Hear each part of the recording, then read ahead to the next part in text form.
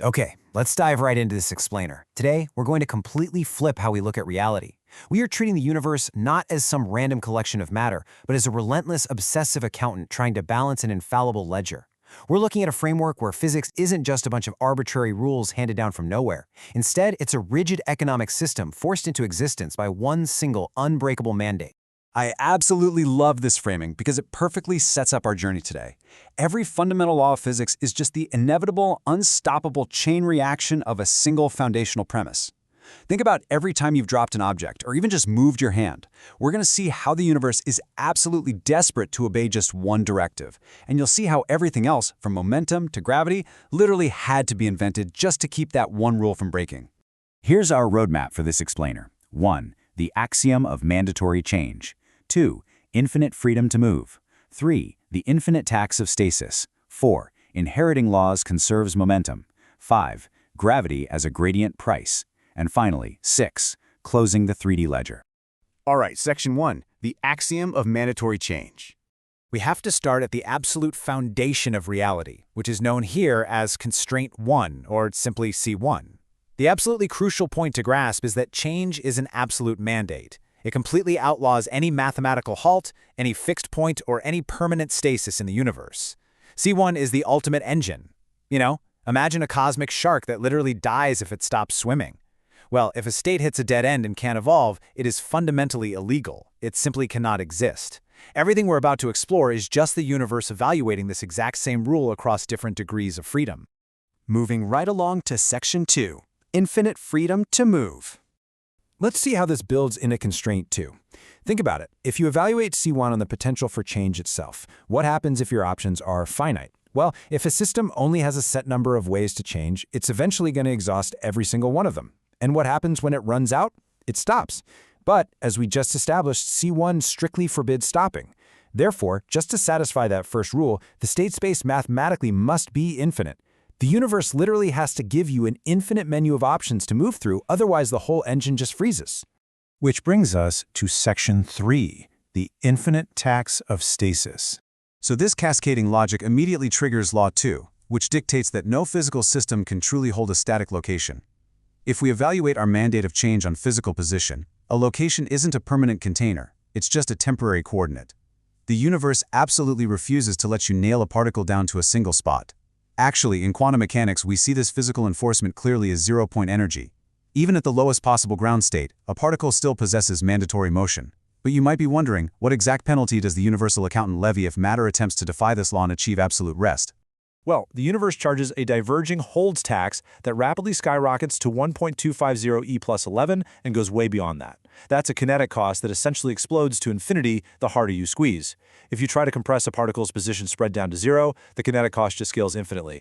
The invoice for absolute rest is literally infinite. It's like an audit from a universal IRS that you quite literally do not have the currency to pay off.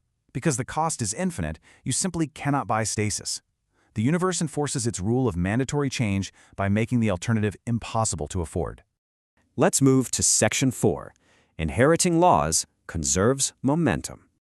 As systems move around to avoid this infinite tax we just talked about, they have to carry or inherit these constraints to every new location they occupy. When a particle moves to a new coordinate, the rules have to travel with it, entirely unchanged. Now, Noether's theorem proves this unbroken spatial inheritance is exactly what creates the absolute conservation of momentum. If you run a simulation with inheritance intact, total momentum is perfectly conserved down to a tiny machine round-off of just 3.57 e-14. But the moment you deliberately break that inheritance, say by pinning a potential well to one specific spot so the law isn't identical everywhere, momentum conservation is instantly destroyed, drifting massively by an order of 1.20.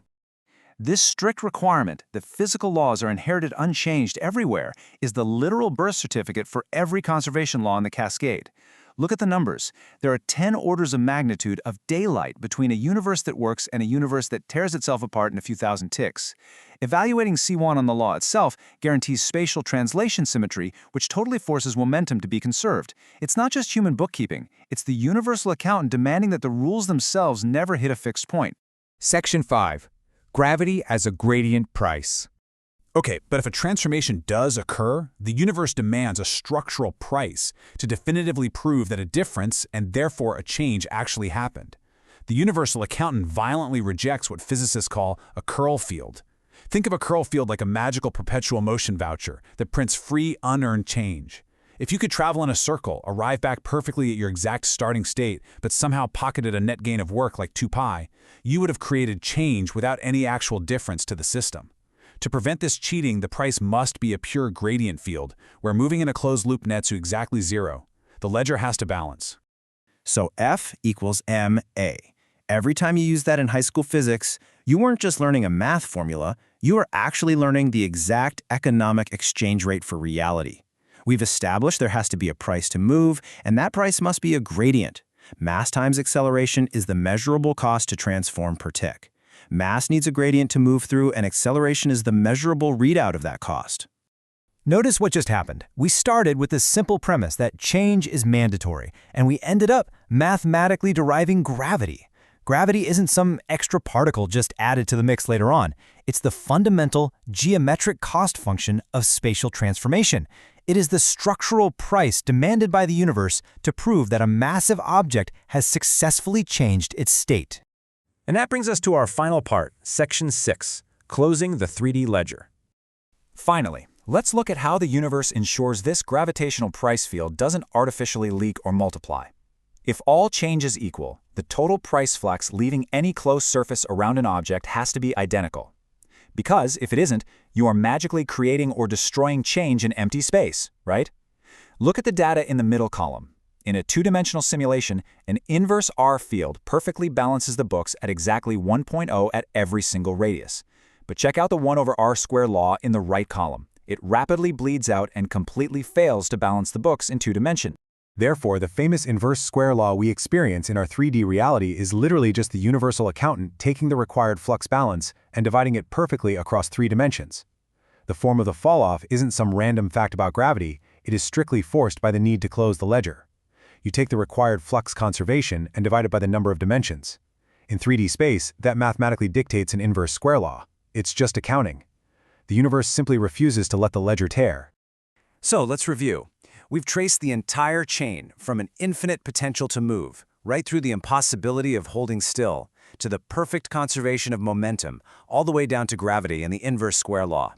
It all cascades from one single unbreakable axiom.